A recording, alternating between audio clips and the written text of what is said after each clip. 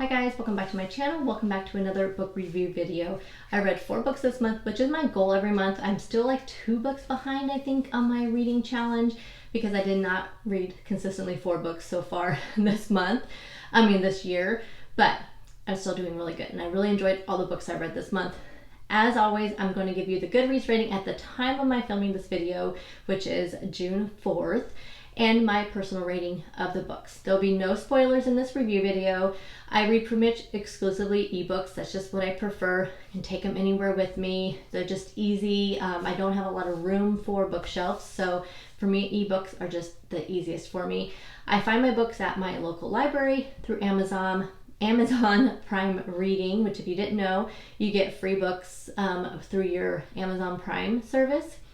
Also through Kindle Unlimited, which I pay $9.99 a month for. You can get it on usually your free trial, you can usually get it for like $4.99 for a month.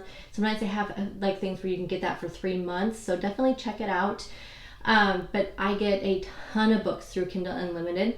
Actually, this month, all 4 books were from Kindle Unlimited. And I do find really good sales through Amazon and through Apple Books. The book I'm reading right now, which I won't talk about because I haven't finished it yet, I got through Apple Books on Memorial Day and it was like 99 cents. So I got like 4 books during that Memorial Day sale.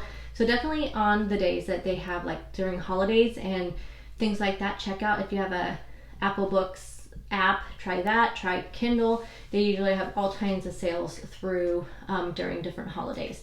I normally will not pay over $3.99 a book. There's also a service called, I've talked about this before, it's like called IQ Reader, something like that. But you can connect your Amazon Kindle book wish list to it, and it tells you when your books go on sale. Plus, you can go on there and look at any books that are on sale, and you can choose them from there as well. So I will have that link down below, Kindle Unlimited link down below. There's also a book thing called BookBub. I'll have that link down below. So there's lots of places you can get really affordable books if you can't get them through like your local library. And if you didn't know, most local libraries have ways you can get ebooks as well, which is what I get. If I have found a book through Prime Reading or Kindle Unlimited, I will let you know. I've had a really bad cold this last 10 days, so I'm a little out of breath still when I'm talking. So I apologize for that. This is the first day in 10 days that I feel pretty much 100%, besides I just still have that little bit of loss of breath. So definitely, I am sorry about that if that happens. I'm filming a lot of videos today, so I'm noticing it quite a bit.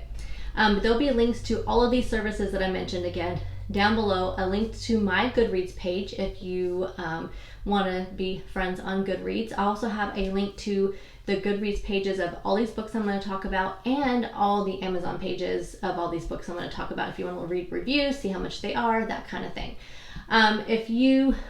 Like I said, if you want to be friends on Goodreads, my link will be down below. Okay, so let's go on to the reviews. You guys know I have my notes here because I have a terrible memory and I read my books super fast. And so I do have to make notes, and sometimes, and here's a little caveat about me. Sometimes I'll grab either my phone or my laptop or my iPad, and as I'm reading the book, I like highlight different things because you can do that on e-readers. Another reason why I love e-readers because you can highlight things. And then when I'm done with the book, I take those highlights and I plug them just into my notes here. That way I can remember like to tell you about that part, or just remember to like, okay, this is my thoughts on this book because of this part, that kind of thing. So I take notes while I read my books so I can share them with you. So these are kind of my notes for that. So I like to just glance at those so I don't forget.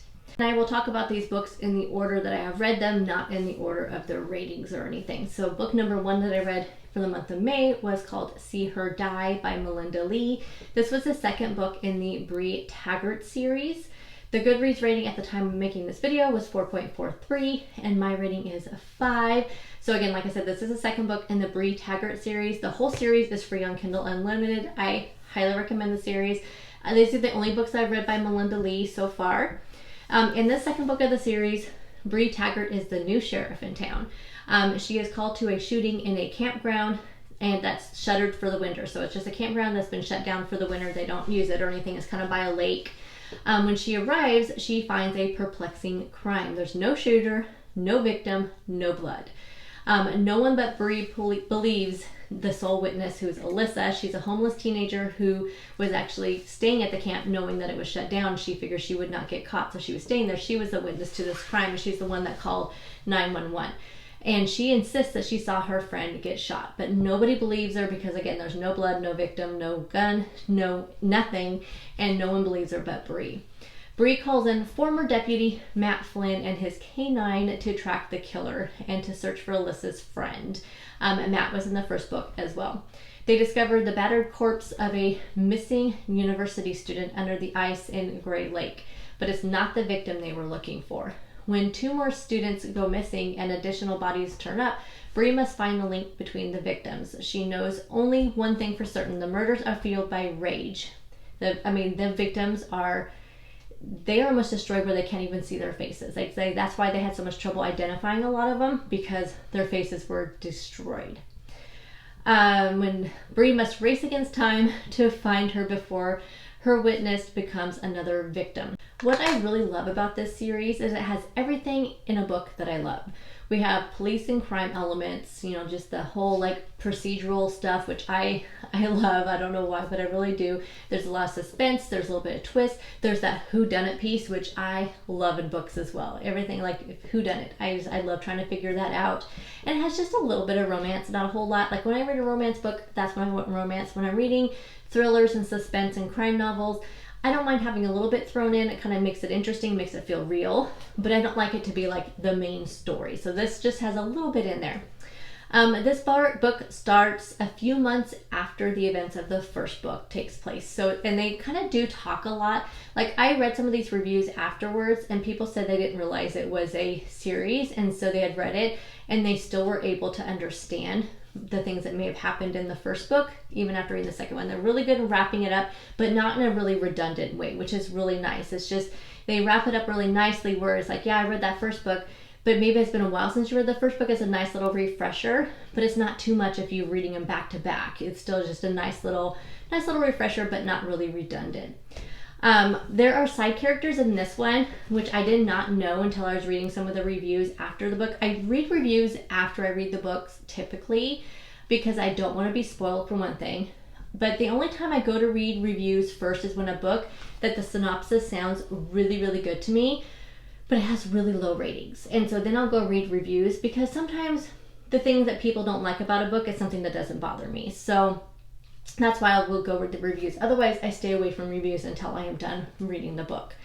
But in the reviews, people have said that these other side characters, so we have, I guess, the Morgan Dane series and the Scarlet Falls series. I believe that's what they're called. Characters from those books are in this one. I had no idea that they were side characters in the other book.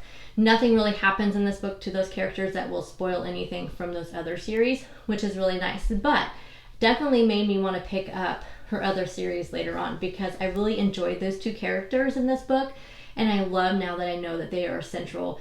They have like their own series, so I really, really love that. So I can definitely see myself picking up those other series later on.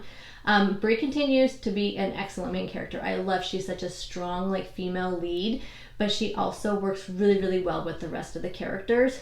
I love that the ex-deputy Matt is brought back. He's like her little bit of the romance that's in it. He's an investigator in this book as well. The 2 work really, really well together. I definitely can't wait to see where their relationship goes. I think it's all going to be on the positive, hopefully. I love that the author stays really true to the mystery suspense aspect of the book, but just like I said, throws that little bit of romance in there just to keep things interesting. I also really enjoyed how the author included the killer in the multiple point of views of this book. As you were reading his point of view, it's like you still didn't know who it was that was the killer, but it was so neat and interesting to get his point of view as this was going on. It was just something different. Like you don't usually have this nameless person that's the killer that's also having a point of view during the book. I don't know, I just really loved it, and you had no idea who the killer was and why they were being killed until really the truth started unfolding. So definitely excellent book, excellent writing. Highly recommend this series, highly recommend this author. I have no doubt that her other series are just as good as this one. Book number 2 was The Housemaid by Frida McFadden. The Goodreads rating at the time of filming was 4.49. My rating is 5 stars. This is my 3rd book by Frida McFadden in the last 2 months. Actually more in like the last like 3 weeks. I love Frida McFadden. I could probably just sit there and only read her books all month, but I like to be a little creative and a little, mix things up. And, it's just, I need a little break in between because she is so intense. But I think almost all of her books are currently on Kindle Unlimited, so definitely grab them now. This book is about Millie, who becomes a housemaid for the Winchester family. So I'm going to read the synopsis because I want to make sure you hear it the same way that I read it, that made me want to pick up this book, because y'all, this will make you want to pick up this book. Welcome to the family, Nina Winchester says as I shake her elegant manicured hand. I smile politely, gazing around the marble hallway. Working here is my last chance to start fresh. I can pretend to be whoever I like, but I'll soon learn that the Winchester secrets are far more dangerous than my own. Every day I clean the Winchesters' beautiful house top to bottom. I collect their daughter from school, and I cook a delicious meal for the whole family before heading up to eat alone in my tiny room on the top floor.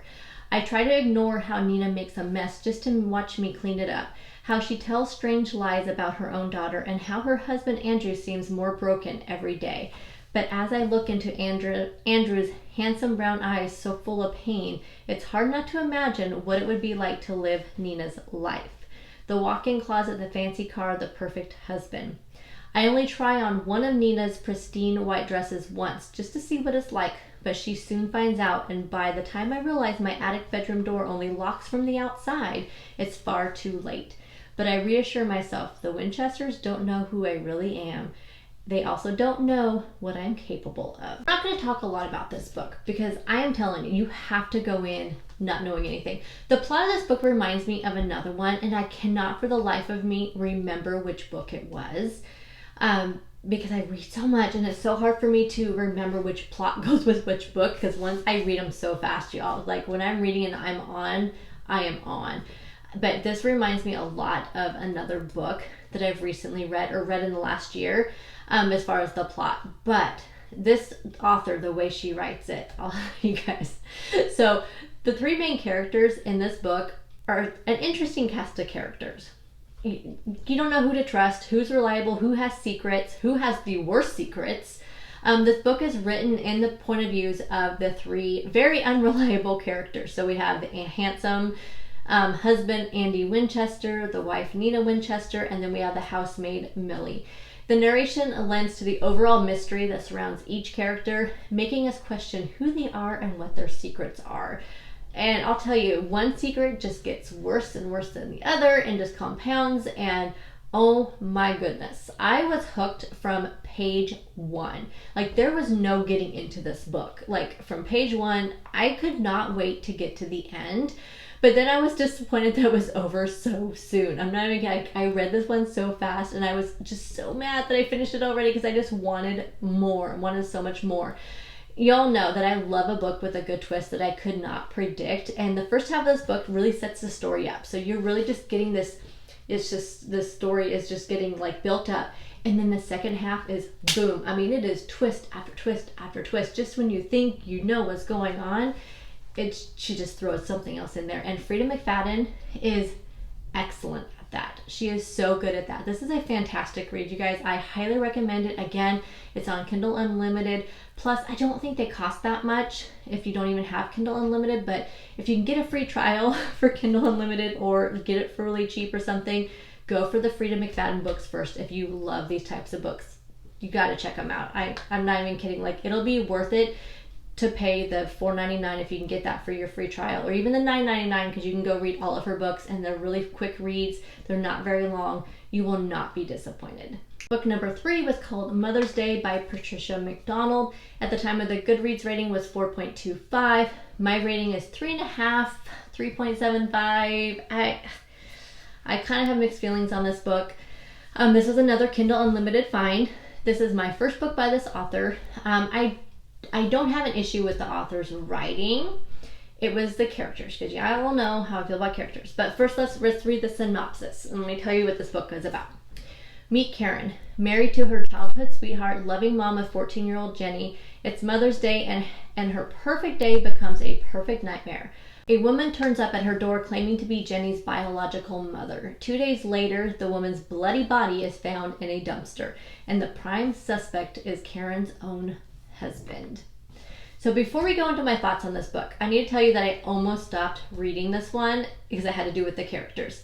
By now, y'all know that I am very character driven when it comes to like enjoying books. Like I understand that there's a lot of characters in books that you hate, but you're meant to hate them. Like that is the whole reason. And when an author can really make you hate a character, then that's a good book.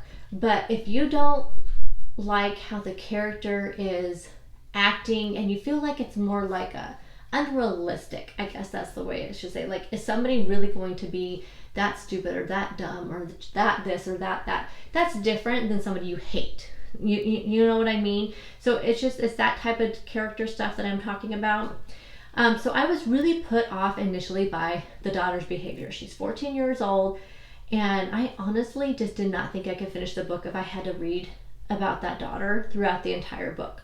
But then I stepped back and remembered, for one thing, I have all boys.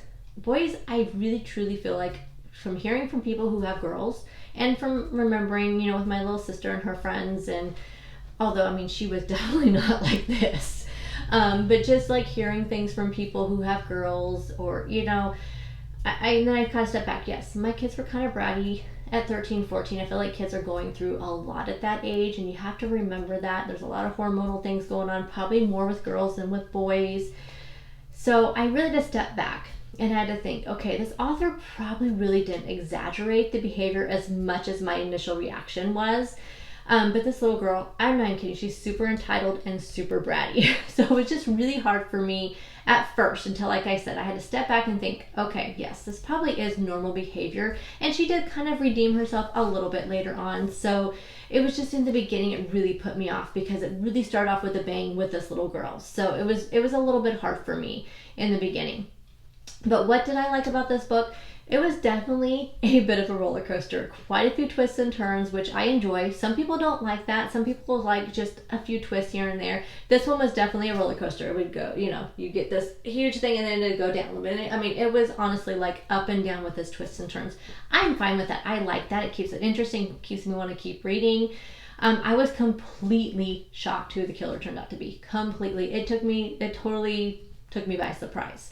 So y'all know I love to be surprised and love to be shocked at the ending, and that's what keeps things a 5-star for me. But because of the characters in this one, I could not give it a 5-star because what I didn't like, again, there were some characters also. So besides the daughter and even like the husband and wife, I mean, I don't know, like it kind of got a little bit to me, a little bit like the husband's reaction to things that the mother was saying. I don't know. It was just a little bit much for me.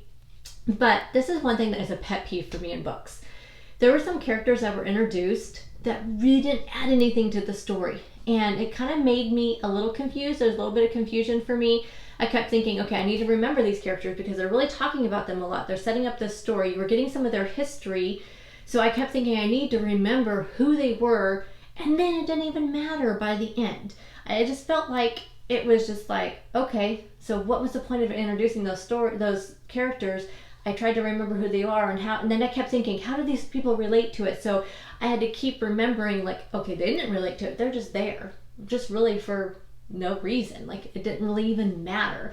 And I did feel like the ending was a bit rushed. So I don't like that. I feel like it had such a great build up to who the killer was and that really revealing that twist. And then it was just super rushed towards the end. And it just wasn't unfolded in the way that it probably could have been. It was definitely not like a stellar, like edge of your seat book, but it wasn't terrible. And the writing was not bad. It was just, I don't know. Maybe I guess you could say the writing wasn't great because the author wrote the characters. I don't know. I don't like putting down authors, and I've never read anything else by this author. So I feel like before I can say, I don't recommend this author, I don't recommend this book, I feel like I have to try another book by this author before I can say that. So I'm going to do that because I feel like everybody, you may just have just like movies. There's sometimes actors have a bad movie. They have a lot of bad movies sometimes.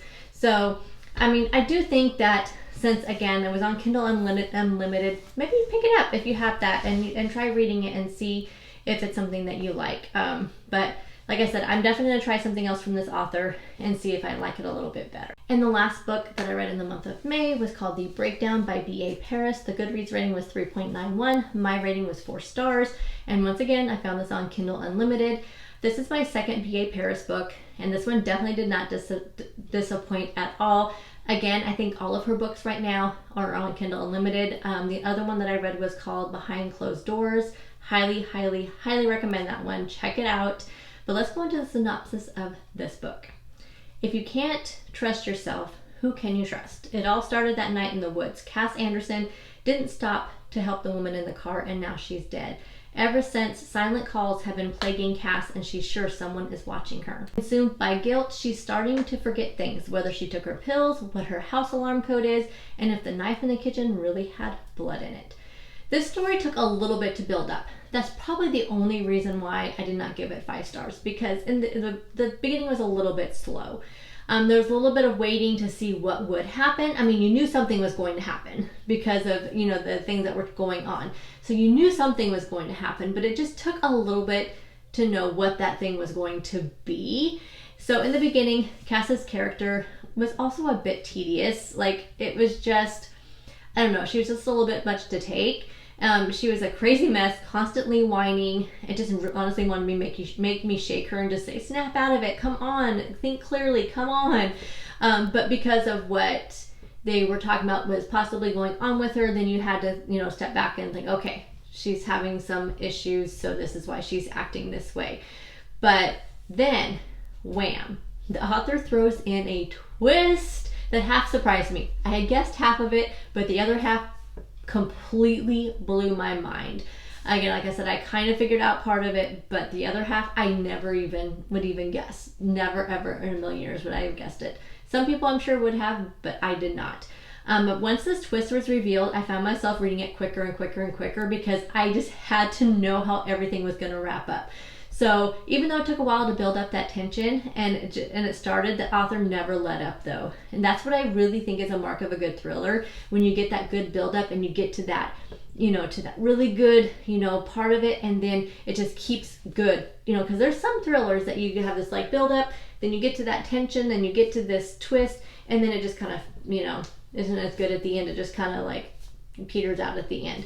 But this, I think the mark of a super good thriller is if once they get to that build up and then it just doesn't stop till the very end and you are just riveted till the very end. B.A. Paris is excellent at that. She is such a good writer. Her debut novel, again, was called Behind Closed Doors. Definitely check it out. It's also on Kindle Unlimited. That one I gave 5 stars to.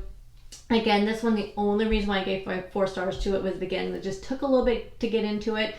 But I will definitely going to be checking out another book that I know she has out on there. I cannot remember what it's called. Bring Me Back?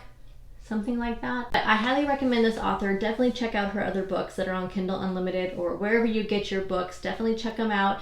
I don't think you will be disappointed at all. And those are the 4 books that I read in the month of May. All of them pretty good books. The one was kind of so-so, but I think we're going to have those books every once in a while. I think I get really lucky, and most of the books that I read every month are really, really good. So, you know, it happens. But like I said, I'm going to pick up another book by Patricia McDonald. I don't want to, like I say that I don't like the author until I've read some other books. If you've read any of her books and you want me to read one that you think I'll like better than this one, let me know. Let me know what books you've read this month. We want to hear, because I know I don't get a lot of views on these videos, but I love to make them because I love to talk about books that I'm reading, and I love to share that with you guys. And the few of you that do watch these videos, I feel like you guys all like the same type of books that I do, and you get a lot out of them, and I love to hear what books you guys are reading. So let us know down in the comment section. Check out the description box for all the links to all the different services I use, plus all the links to all these books, and I'll see you guys in the next video. Bye guys.